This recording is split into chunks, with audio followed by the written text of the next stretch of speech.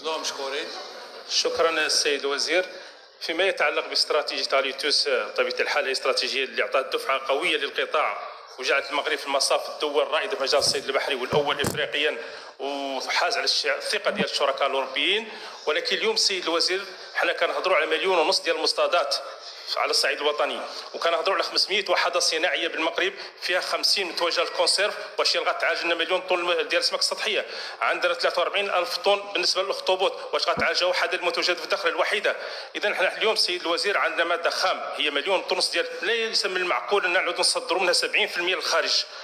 نفوتوا على راسنا فرص شغل، نفوتوا على راسنا ماده غذائيه مهمه، نفوتوا على راسنا مداخيل مهمه بالنسبه للخزينه ديال الدوله. وبالتالي السيد الوزير الاول وجب دعم هذه الوحدات ديال التجميد العامله في قطاع الصيد البحري واللي هي تشكل واحد 70% من اجل تغيير النشاط ديالها من التجميد للتثمين على غرار ما فعلتم في الوزاره في مجال الطحالب. الطحالب ممنوع التصدير ديال السيد الوزير الاول لان المغرب هو المرتبه الاولى على الصعيد العالمي كتصدر منها 20% و80 تعالج على الصعيد الوطني. وبالتالي خاصكم تحذوا هذا القرار السيد الوزير وتمنعوا صيد الاسماك تصدير السمك الخام.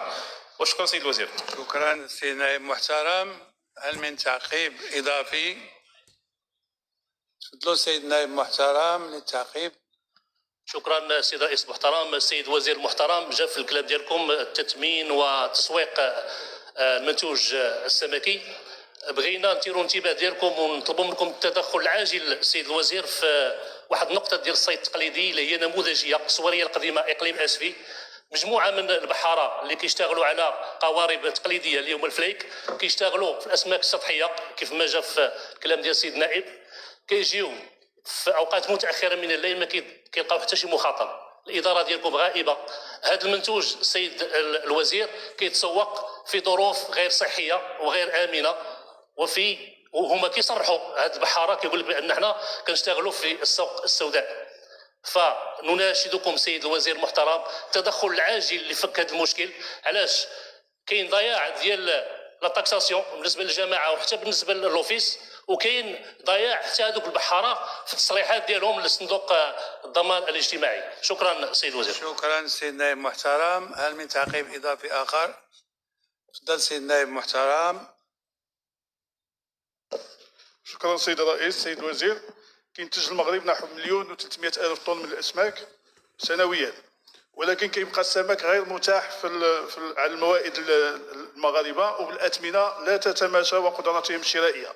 ولعلمكم سيد الوزير ان الاسماك هي اللي كتعمل توازن مع اللحوم الحمراء، وهي اللي يمكن لها تحافظ على الماشيه. وحسب الاحصائيات في المغربي مازال الاستهلاك ديالو من الاسماك لا يتعدى 10 كيلو للفرد سنويا، وهذا الشيء راجع بالاساس الى التصدير الى الخارج.